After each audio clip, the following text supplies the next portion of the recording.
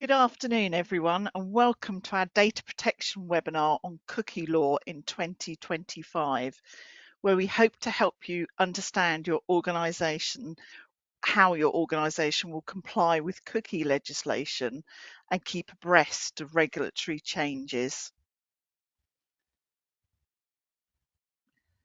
Quick few introductions. So I'm Zoe Hewitt and I'm the Divisional Director for Privacy at GRC Solutions. I'll explain the branding and name change in a few slides' time.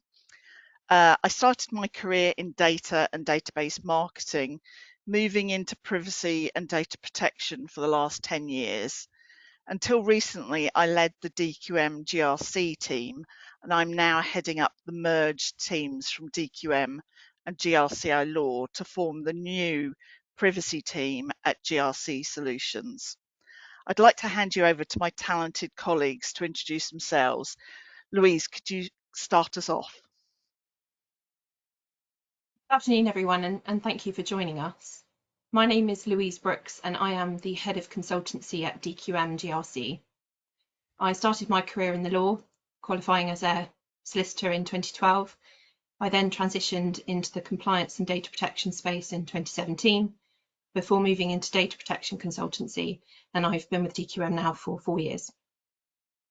I support a broad range of clients across both the corporate and not-for-profit sectors, acting as a statutory data protection officer, as well as conducting gap analyses, implementation projects, and helping clients to build internal data protection compliance programs. My client base focuses on compliance with the UK and EU GDPR and e-privacy regulations. Over to you, Ola. Hi everyone, my name is Ola Iruku and I'm one of the DPO consultants at GRCI Law. My career began in law and I transitioned into the wellbeing sector ahead of the introduction of the GDPR, working for a leading healthcare provider. I later moved into data protection and have worked as a data privacy and compliance liaison in various industries from not-for-profit to global organizations. I've been at GRCI Law for almost 3 years. Thank you both very much. A really quick introduction to our company for those that don't know us. We offer cybersecurity and risk management services, training and data protection expertise, providing clients with comprehensive off-the-shelf or tailored solutions to meet their compliance needs. We have global reach for most of our services. Anyone who knows the ITG brand will start to see a change in the coming months as our different business units come together under the GRC Solutions brand, streamlining services under a single cohesive identity. Great, let's get on with the webinar. A few quick webinar etiquette reminders. Participants will be muted during this session, but do feel free to submit your questions throughout the webinar. We will email you a copy of the presentation slides and a recording after this webinar, so there's no need to ask. Quick overview of the agenda. So this is today's agenda, which we're going to try and cover in about an hour. We're first going to look at key compliance requirements for consent and transparency. We're then going to look at regulatory expectations and recent cookie enforcement trends. Next, we'll look at practical strategies to ensure cookie compliance and help you minimize organizational risk before discussing how solutions can help you streamline compliance, build trust, and ending with a live Q&A. So before we get started, a really quick poll, if that's okay with everybody. It's really to understand who is responsible for making changes in your organization's website. Is it your IT team, your marketing team, or your compliance teams? Multiple departments, or do you make use of outside agencies? The options are now available on your screen, and we'd be really grateful for your feedback. I can see you all voting, so that's lovely. Thanks very much, everybody. So it's really quick: IT, marketing, compliance, or multiple departments or outside agencies. Great. I think we may have stopped there. Yep. Brilliant. Thank you very much. Thanks for participating in our poll. It will help us to tailor our communications with you in the future. We're going to start today's session by considering cookie compliance requirements. Ola, could you take us through the key requirements, and in particular, could you provide some insight into the consent and transparency obligations organisations need to consider? Thanks, Zoe. So over the years, there has been growing emphasis on the implementation of appropriate cookie compliance measures in the EU, UK, and other countries. So consent is a key element that must be considered by all website owners intending to collect personal data by using cookies. So the compliance requirements for the use of cookies are mainly driven by the GDPR, the General Data Protection Regulation, and the e-Privacy Directive, which is also known as cookie law. The UK equivalent of this is the Privacy and Electronic Communications Regulations, or PECA for short. Additional requirements may come from the European Data Protection Board and the data protection supervisory authorities in the different countries. So, what do the regulations say about consent and cookie compliance? Firstly, for consent to be valid, it must be freely given, specific, informed, and there should be an unambiguous indication of consent. So, information is essential. Before using cookies, you must inform people. This is usually done with the help of a cookie banner. It's important to keep it simple and avoid misleading or coercive language. Consent should be freely given. Users must be given the choice to consent by way of a clear affirmative action, for instance, ticking a box or a written statement. Silence or continued scrolling do not imply consent. Consent should be requested before using non-essential cookies, such as cookies used for advertising or analytics. You cannot bundle consent. Individuals should be allowed to accept each type of categorized cookie. No consent is required for strictly necessary cookies needed to run the website and provide the service. Next, you should have a mechanism for users to be able to withdraw consent without any difficulty at all. The reject button displayed in the banner should not be less prominent than the accept button. You should not use any cookies, or cookie walls rather, to block access to the site if consent for non-essential cookies is not given. In fact, it is better to block such cookies until the user consents. So when we talk about transparency requirements, as part of your transparency obligations, it's necessary to inform individuals about what data is collected via cookies, the purpose of the collection, who collects the data, whether it's first party or third party, and the retention period. Where applicable, provide links to third-party privacy policies. In addition, your cookie notice should be visible and easily accessible to users. Brilliant. Thanks, Ola. We're now going to look at regulatory expectations. Louise, could you take us through the regulatory expectations and recent cookie enforcement trends, please? Sure. So to set the scene here, I think it might be helpful to think about what we mean by access technologies, because we often see organisations focusing solely on cookies when the law often extends to other technical mechanisms too. To take the UK regulatory landscape as an example, in PECA, the term cookies is not expressly referred to. In fact, the relevant regulation talks about storing or gaining access to information stored in the terminal equipment of a user. And there is a general prohibition against storing or gaining access to information on a user's device without consent, unless the storage or access is strictly necessary. So what does that mean? To understand the requirement, we need to think about the technical means websites use to store or gain access to information on a user's device. Cookies is the primary example. Cookies can be stored on a user's device to do lots of things, such as remembering an item you've placed in an online shopping basket or facilitating you signing into an online account.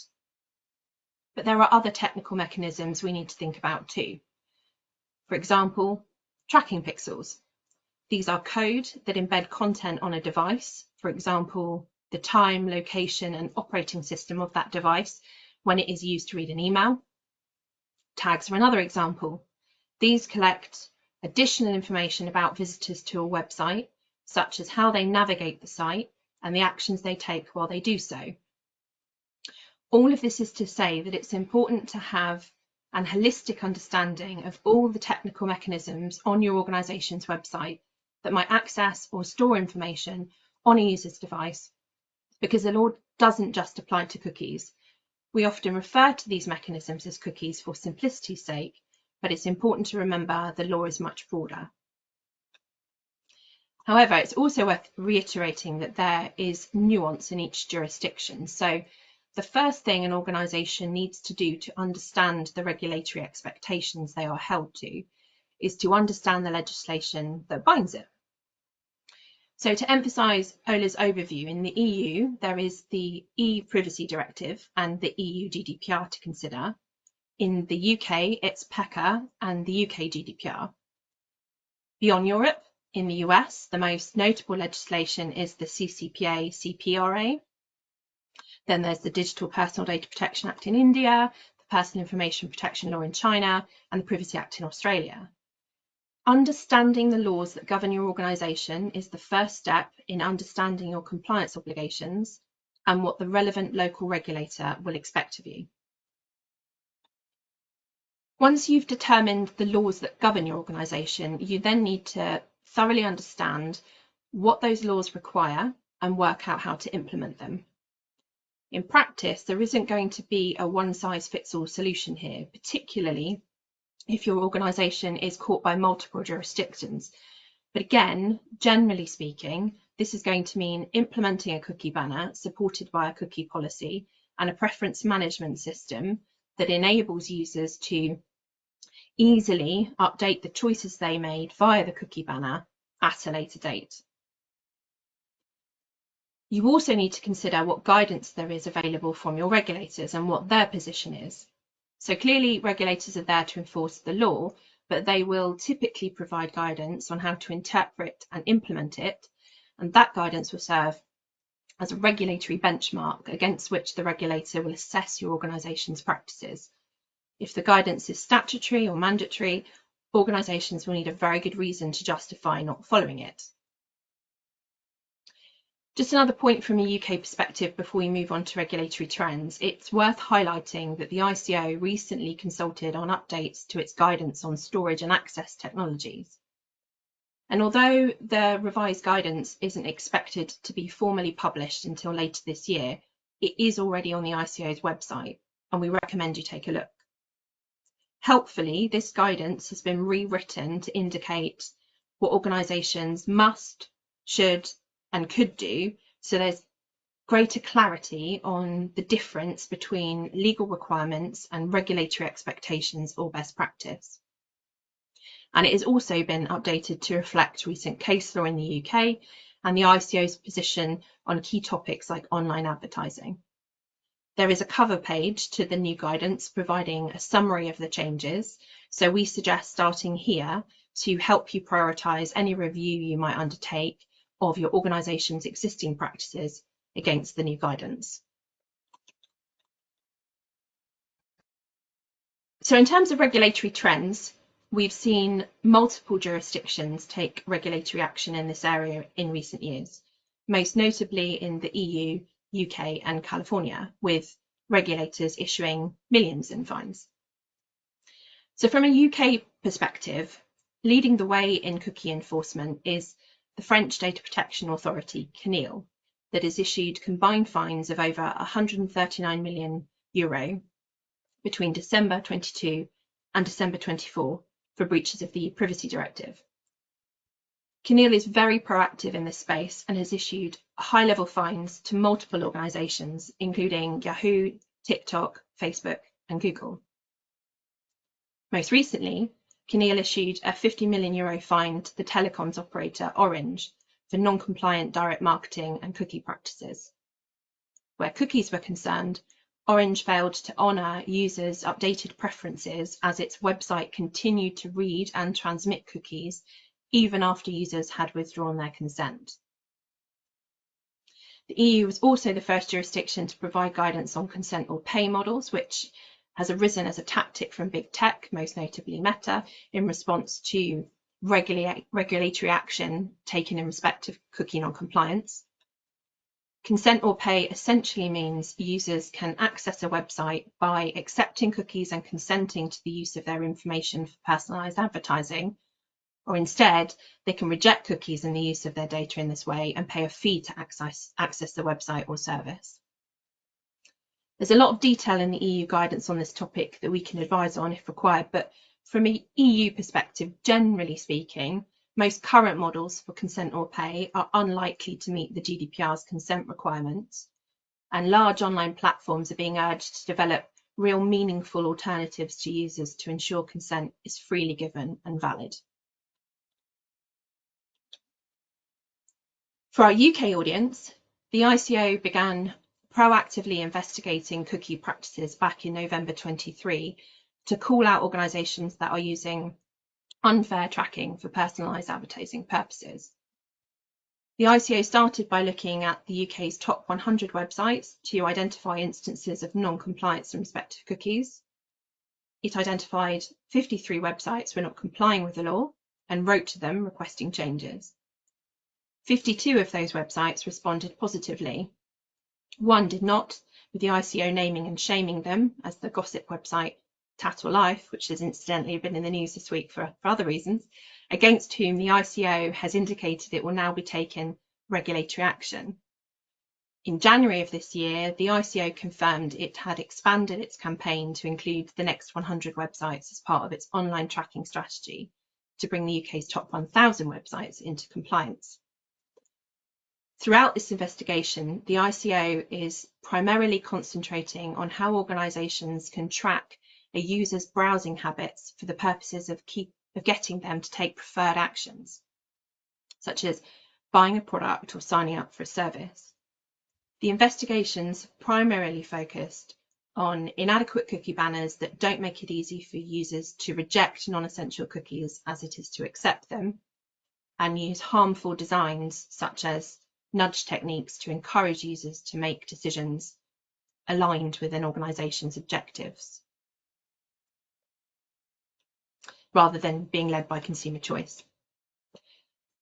To add to this, in September 24, the ICO issued a reprimand to Sky Betting and Gaming. In this investigation, the ICO identified that Sky Betting was deploying cookies before users had engaged with the company's consent management platform, resulting in personal data and cookies being used by Sky Betting and passed to third-party vendors without users' consent or knowledge. Whilst the ICO stopped short of issuing a fine in this case, Sky Betting was subsequently on the wrong side of a High Court judgment in January 25 for using cookies for the purposes of direct marketing unlawfully. In this case, the claimant was a problem gambler, and he argued that Sky Betting had unlawfully used his personal data without proper consent for unlawful targeted marketing between 2017 and 2019. Taken together, the ICO reprimand and High Court case will no doubt have had, and will continue to have, a negative impact on Sky Betting's brand, particularly with further news coverage likely to air when a decision is taken in the High Court as to the claimant's loss and distress and any compensation figure that might be attached to that. Finally, the ICO has issued its own guidance on consent or pay. This isn't as comprehensive as the EU's guidance and is targeted at a broader audience, but it is simpler and therefore probably easier to digest for the vast majority of organisations. So to summarise the position between the UK and EU jurisdictions, we have more monetary penalty notices being issued on the continent, but together there is continuity in approach across regulators. It's worth noting here, though, that just last week a bill became law in the UK that introduces divergence between the UK and EU jurisdictions. The Data Use and Access Act 2025 introduces more scenarios in which consent will not be required before certain cookies can be dropped. For example, organisations will no longer need consent for cookies used to understand how website appearances can be improved or improvements to services can be made, nor will they need consent for cookies used for statistical purposes, which would include analytics or performance cookies. The new law will also increase the fines for infringements of PECA to match the UK GDPR, which means organisations could face a fine of up to 4% of global turnover, or £17.5 million, whichever is higher, and that's up from the previous maximum fine of £500,000.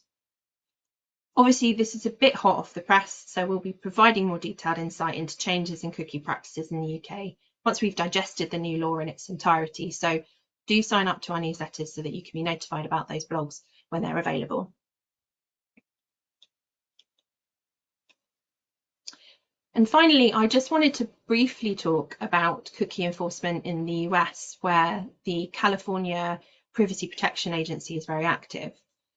So in comparison to European legislation, the California Consumer Privacy Act, as amended by the California Privacy Rights Act, is relatively new. So there's been data protection legislation in the UK since the 80s, but the CCPA was passed in June 2018 and the CPRA was passed in November 2020. So the CCPA, as amended, has ostensibly been based on European legislation as it seeks to enforce some of the same principles. For example, that people are given clear information about how their data will be used, and they will have the right to access their information and to have inaccuracies amended. One crucial difference is that the CCPA permits individuals the right to opt out of the sale of their data. The first organisation publicly fined by the agency was Sephora, a beauty retailer, in August 22. The fine was for $1.2 million, and the infringements included using data tracking technologies without properly informing users or offering an opt-out, and failing to respond to certain consumer opt-out requests. As well as the fine, Sephora were required to take certain remedial actions that included things like revising their privacy policy and establishing a mechanism for users to opt out of the sale of their personal information. Interestingly, in April this year, privacy regulators from 7 states in America, including California, formed the Consortium of Privacy Regulators.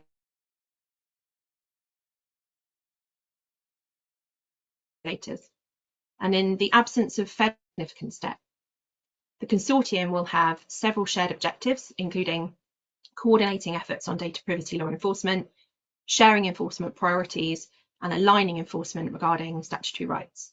This collaborative forum is likely to create clarity for organisations that work across the states involved in the consortium, but most importantly, it is going to shine a spotlight on consumer privacy protection across those jurisdictions. Wow, that was amazing, Louise. Thank you so much for that update.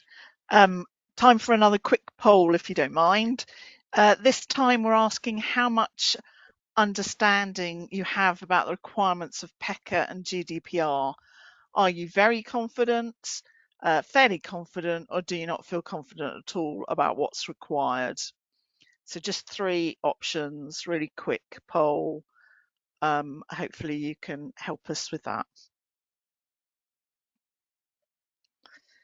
People are still voting, I can see, so thanks very much for that.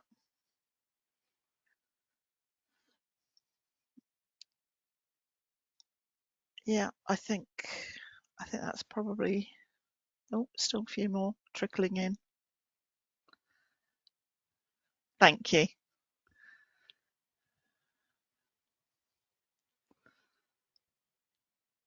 Brilliant. So to kick off the next section of this webinar, Ola's going to talk us through some of the practical strategies organisations should consider when endeavouring to comply with cookie regulations and minimising their risk exposure to regulatory scrutiny. Ola, over to you. Thanks, Zoe. So let's look at some practical ways to ensure compliance. Firstly, it's necessary to complete regular cookie audits, possibly every 6 months. If your website changes regularly, then a cookie audit should be done more frequently. Ideally, you want to do this quarterly or every month. You start by identifying the cookies used and determine if consent is required. You should ensure that the cookies used are categorized appropriately. Misclassifying cookies that are non-essential, strictly necessary, is a compliance risk. If you're not sure what the right category is, it's better to err on the side of caution and classify it as non-essential and request consent. Secondly, consider utilizing a cookie consent manager or consent management platform such as OneTrust to collect, store, and manage user consent, which will help maintain compliance with regulatory requirements. Next, you should create a visible, user-friendly cookie banner. Include preferences or customized settings in addition to the accept and reject buttons. Users should be able to consent per cookie type. They should also be able to exercise their right to refuse the use of cookies. You should create and update your cookie notice and review your privacy notice. On the cookie banner, include a link to a comprehensive cookie notice that provides detailed information about the cookies used, their purposes, data retention period, and how users can manage their cookie preferences. You can make the cookie information on the website more distinguishable by changing the font or placing the link somewhere more likely to grab your users' attention. It's important to consistently review cookie usage and assess any third-party services integrated into your website that might set cookies. Users must be informed about who is storing their cookies and be able to exercise their right to reject the use of cookies. It's also important to train staff on compliance requirements. In particular, teams such as IT, web developers, marketing, or communications teams who may manage certain aspects and contribute to the information provided on your website. It's also important to keep a consent log to demonstrate cookie compliance. It's good practice to refresh the cookie consent annually. And of course, it's important to stay up to date with data protection and compliance legal developments. So some of you might be thinking, well, we don't use cookies, so this does not apply to us. However, that's not the case. So even if you don't use cookies, you may use other tracking methods such as local storage, web beacons, or pixels. As Louise mentioned earlier, under both the GDPR and the e-privacy directive, these tracking methods are treated similarly to cookies when it comes to requiring user consent, so you will still need to notify users of this. Now, there's one last thing I would like to touch on. Louise mentioned the new UK Data Use and Access Act. And some of you might be wondering if or how it might impact our cookie usage. So one of the updates relating to cookies in the Act is that the Act now removes requirements for consent for certain types of low-risk cookies used for analytics and website appearance, as Louise mentioned. However, you still need to inform users about how to use their cookies and provide the option to opt out. I would also like to emphasize that the Act does not nullify the use of cookie banners and notices. Furthermore, consent is still required for marketing or targeting cookies and other tracking technologies that don't fall under these exemptions. So based on these changes to the law, the next step for your organization should be to identify which cookies may be considered low risk and update your cookie notices and cookie banners. So these types of changes in the law are a reminder of the importance of consistently auditing your cookie use. Brilliant. Thank you, Ola. Hopefully you all found that overview insightful and have identified ways your organisation might be able to improve its cookie compliance position. We're now going to spend some time looking at the ways GRC solutions might be able to support your organisation in assessing its cookie compliance position. Louise, could you take us through our cookie compliance service, please? So GRC Solutions Cookie Compliance Service is a comprehensive assessment that looks at what cookies a website drops, whether those cookies are dropped at the appropriate time, and whether the organisation's accountability documentation are up to date, accurate, and compliant with the requirements of the relevant data protection and e-privacy legislation. So in terms of objectives of the service, it will affirm or otherwise the compliancy of your organisation's cookie policy and cookie banner and highlight any cookies in use on your website that you might not be aware of. So the assessment forms 4 parts. We begin with a pre-assessment review. We look at your cookie policy and where appropriate related policies and your cookie banner. And we also review the mechanism that your website uses to manage the collection of consent. Now, depending on the size of your organisation and the complexity of your cookie practices, we may also need to interview key staff involved in maintaining your website. We will also spend time navigating the website, and this preparatory work helps us understand your current practices and your organisation's understanding of its compliance position. So, for example, does the cookie banner include accept all, reject all, and manage preferences buttons? And are all of those buttons given equal prominence and colouring, therefore avoiding nudge techniques? And can a user easily manage their preferences after the initial interaction with the cookie banner? We then undertake a technical scan for each website URL we are asked to assess. Typically, we search one URL and scan 1,000 pages. This scan tells us what cookies are in use and how those cookies can be categorised. We then compare the results of that technical scan against your expectations of the cookies in use on the website. For example, does your cookie policy accurately list all of the current cookies being deployed, or does the scan reflect a need to update that list? The third stage involves our consultant undertaking an interrogation of the website scan. So we undertake manual reviews of web pages using developer tools.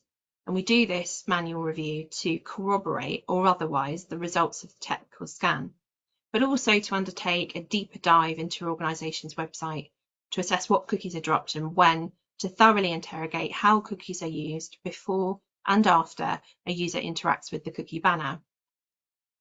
Our focus here is to identify whether any cookies that require consent are dropped on your website before that consent has been provided. Finally, we produce a report of our findings. This will set out a summary of the legislation your organisation is bound by and the legal requirements for cookie compliance. It will confirm the outcome of the technical scan and manual interrogation and provide an assessment of your cookie banner and include a list of recommendations where improvements can be made.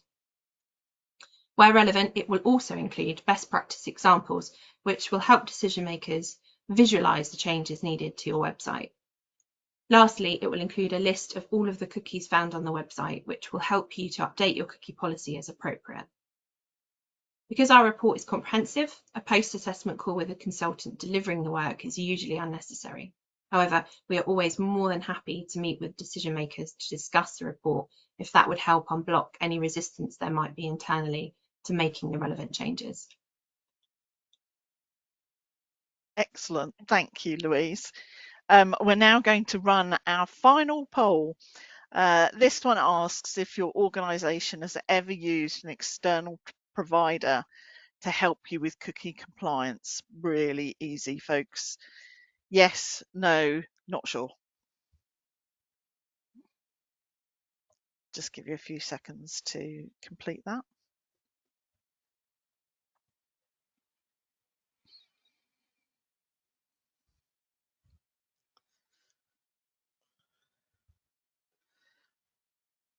Brilliant.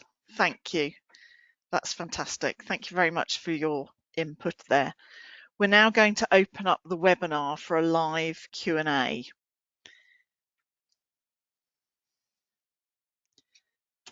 So I'm just getting some questions coming in. Thank you for these. I'm just going to pick on this one.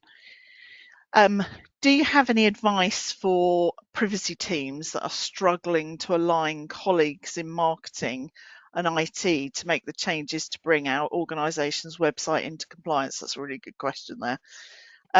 Louise, could you pick that one up as you're smiling? Yeah, that is a really good question. It's often a tension that we see with quite a few clients between sort of marketing and IT and compliance colleagues. So I think the first thing is to really understand your risk and your risk exposure. So that's about articulating the gap between where you are and the compliance expectations. So undertaking an audit of the website, for example, is going to be really helpful. It's going to provide you with that evidence. It's going to show you where you are exposed to regulatory action. And then I think you take the results of an audit and you supplement it with advice on the regulatory requirements, and you provide evidence of regulatory action. So, for example, you might want to make use of our slides. And here it's about trying to take the legislative and regulatory expectations and put them in such a way that your organisation can understand them. So translating it into how your organisation makes decisions, particularly risk-based decisions.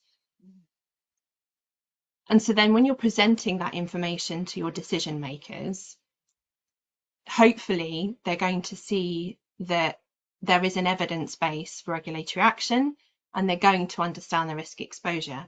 But sometimes it's difficult when you're working in-house, and persuading decision makers is often, you often need unbiased advice. So perhaps an external audit or an external consultant may often get the message across more effectively than in-house.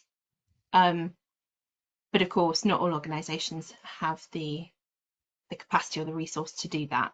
So I think it's a measured approach of understanding where you are in terms of your compliance, advising on the risks, and then giving some evidence about regulatory action that can try and persuade those decision makers in a language that they're used to.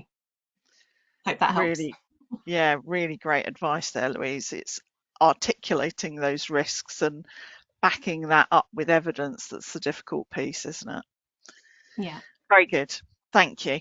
Let's have a look. Another question here. How can organisations stay up to date with changes to cookie regulations and enforcement trends? Ola, do you think you could take that one, please? Yeah, sure. Well, now there are a number of choices available. So you could, for example, do training, do webinars like the ones that we're doing now. On social media, you've got the opportunity to join different platforms with people who are, the same industry. You can use LinkedIn. LinkedIn is very good. It provides resources and updates on the data privacy trends. You could sign up for newsletters. We send out newsletters, so with us or other law firms or regulators. And you could also join like a privacy professional membership association like IAPP. And of course, it's good to talk. So you can have your personal network, so contacts with other organizations with similar roles, or just internal group meetings. We have like regular group meetings, and if somebody comes up with something or sees something in the news that others haven't seen just yet, then yeah, we share all of that. We share the links as well, and we just keep each other updated. So yeah, there are many ways. Yeah, very good. Well done, Ola. I think we've got plenty of time for questions, actually. So there's a few more here. What are the most common mistakes companies make regarding cookie compliance? And Louise, could I'll you take pick that. that one up? Yeah, of Yeah. course. So there's quite a few things we see. So the first is probably that organisations are dropping cookies that require consent prior to an individual engaging with the banner. So cookies are firing as soon as an individual accesses the website, even before the cookie banner has popped up for them to engage with it. So that's quite a big one. Not having an easily accessible preference management system is another. So typically we see this as an organisation having a banner, a user makes their choice, the banner disappears, and then there's no easy way for the user to update their preferences at a later date. So organisations that have compliant websites in this regard often have like a visible icon on a web page that users can click from any web page to update their preferences, and oftentimes you see those icons as being displayed as an actual cookie.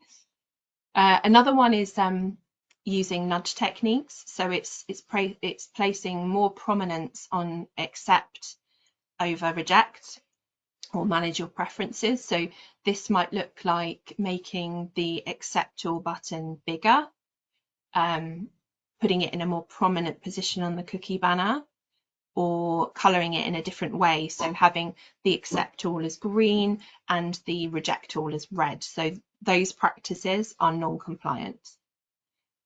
And then I guess also not categorizing the cookies correctly or understanding the purpose of the cookies. So typically in a lot of audits that we do for websites, we find that the technical scan will produce a list of cookies that the client was not aware were being used on the website.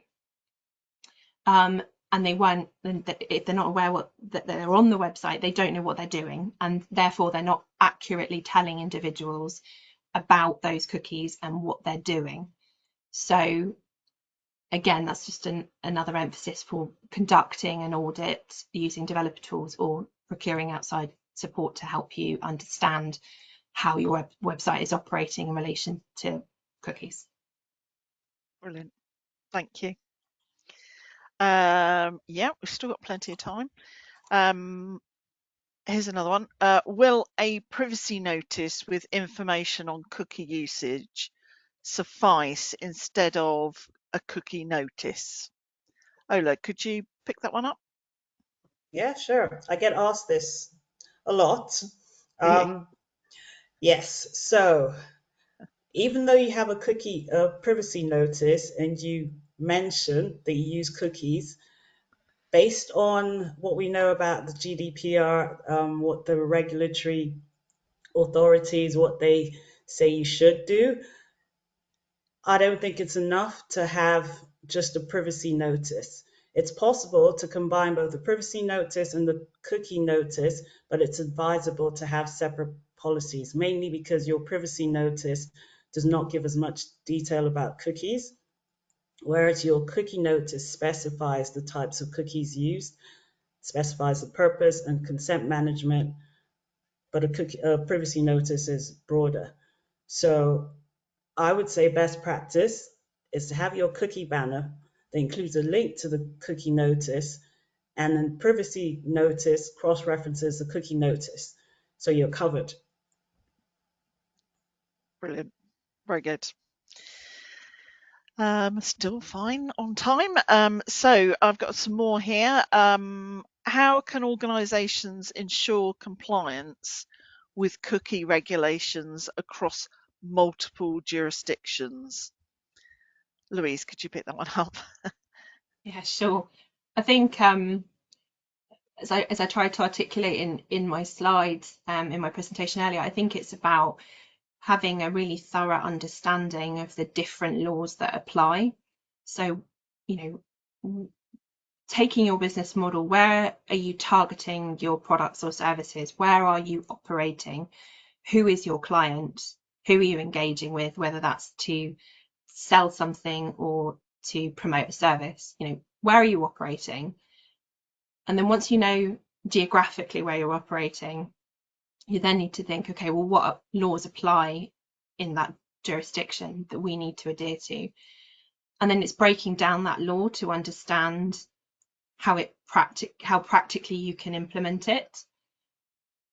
And so then I think once you've got that groundwork done, you then need to ostensibly map your use of cookies to understand what cookies apply in which jurisdiction. So you might not necessarily apply the same cookies across the board. And so therefore that might mean that you have different compliance requirements in terms of the cookie banner, depending upon the location from which an individual is accessing your website. So that's where I think technical solutions can be quite helpful. So we've already sort of mentioned OneTrust as a model. They have a cookie compliance module that operates from a global perspective. So if you implement something like that on your website, it can really help you stay on top of particularly legislative changes, because the system should be updating you when changes to regulation has occurred. Yeah, brilliant. Very good. Thank you. Still got time. Is it necessary to list all the cookies used on a website, Ola? This is another question I get asked a lot.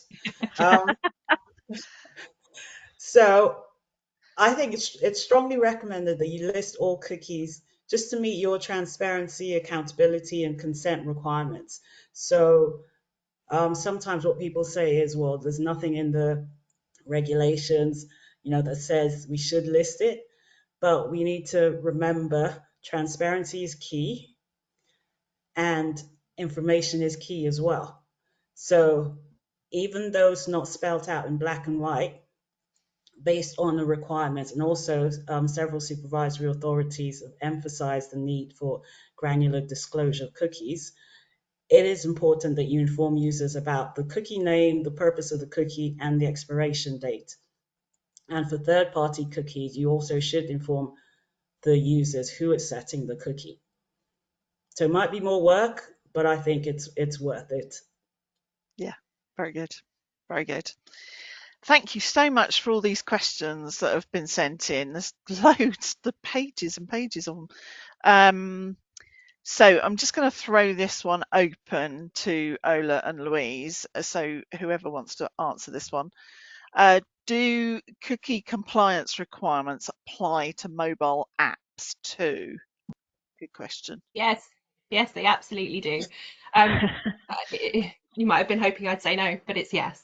So the principles surrounding consent management apply in the same way for apps as they do for any other for mobile apps applications as they do for any other device. So if a user is accessing a website from a tablet or from a mobile or from a traditional desktop computer, the legislative requirements remain. So you need to inform and obtain consent as necessary. And that means thinking about how your cookie banner is presented on those mobile devices. So typically that's going to mean sort of technically changing, perhaps the positioning, the size, the format of the cookie banner, so that it's as easily accessible on a mobile device as it is on any other device like a desktop computer. Brilliant, thank you. Another one, how can organisations measure the effectiveness of their cookie compliance efforts? Who wants to take that one? I'll take that. Nobody. Ola's going to jump in. Well done, Ola. So you probably will get tired of hearing this. Some people would. Audit, assess. Yeah. Scan, check. You just have to keep on top of what cookies you use. And You also need to ensure that people actually know what cookies are. In your team, you'll be surprised how some people don't really understand it and they sort of leave it to IT or leave it to marketing. But it's useful for everybody in the organization to understand exactly what the cookies are. So training is important. Yes, you need to monitor your cookie use. You don't know if someone's accidentally dropped a cookie on your website. So it's important to constantly monitor that. And also with the audits, you can then identify any random cookies and report. And then whoever manages your website can then take action. And for accountability's sake, when you're auditing, you get a report. So you've also got that if for any reason you need to demonstrate even more compliance. Very good. Yeah. Can I ask a quick sub question to that one? What does regular look like, Ola? How often do you think they ought to do audits? Well, regular. Um, well, ideally, I would say 6 months, at least once every 6 months. But you'd also need to factor in what exactly your website does, because some websites are busier than others. So if there's constant changes, if there are constant changes on your website, then Yeah, you should audit, monitor even more frequently. So maybe yeah. once a month, maybe every quarter. Hmm. But the key is don't leave it because Yeah. things are always changing. And So it's not I one wouldn't and done. yeah, I wouldn't even say do it annually because I think it should be done more frequently. So I wouldn't leave it for that long. No, no. Good. Thank you. Apologies if somebody's asked that question a bit later on. Um, is it acceptable to categorize cookies as other or unclassified if there is no suitable category? Who wants to take that one? That's an interesting one. I think um, temporarily, and if it's absolutely necessary. But ideally, in order to be fully compliant and transparent with the legislation, we'd need to categorise them appropriately. Um, and I think, as Ola said earlier, if you are not sure about whether or not the cookie you're using requires consent, err on the side of caution and actually put it in the consent category, particularly if you can't be sure about how it's classified. It's really not ideal to be using uncategorized cookies, particularly for any length of time. So we'd advise against that. Yeah. Okay. Cool. Thank you. Um, if cookies do not collect personal data, is it necessary to notify users? Yes. Yeah, So exactly. I was going to say short answer. Yes. The short answer, yes. so I think a lot of organisations often conflate and confuse the e-privacy regulations and the GDPR. So the e-privacy regulations set out the compliance requirements for the use of cookies and other technologies, but they don't actually define what consent is. So to understand what the consent requirements are, we then need to look to the GDPR, which does define consent. So they are two separate pieces of legislation, but the primary legislation is the e-privacy regulations.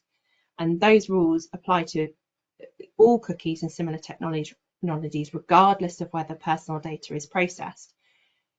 So then if your cookies are processing personal data as well, of course, you still need to comply with the GDPR. So again, just to drum that drum one more time, it's if you're not already having regular audits, then having one as soon as possible to understand the landscape you're operating in is really highly advised. Brilliant. Good, good, good. Okay, I think we've just got time for another couple of questions. Is the consent or pay model lawful?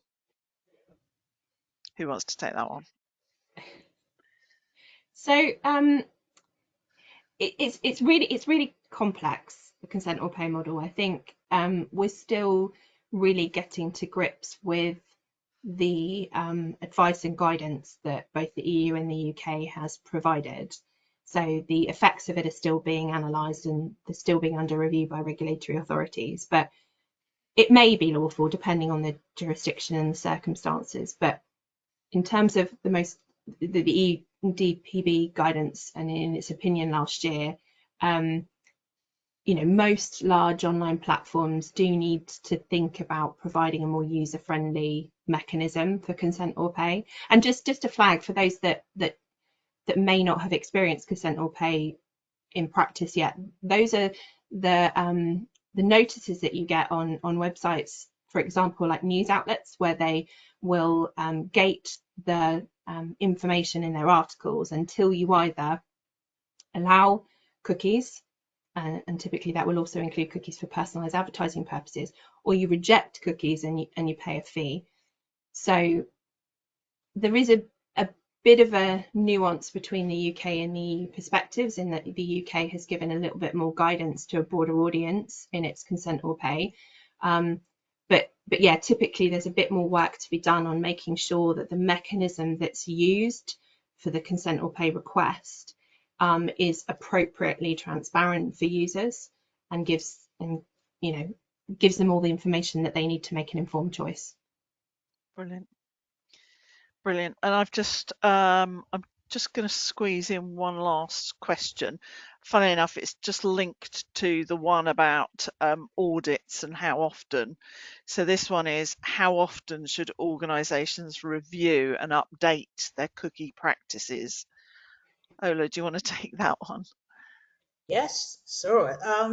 So I think it's important to update the cookie practices if there are any changes in terms of your processing. If you, for example, switch websites or you update your website, then it's important to review the cookies.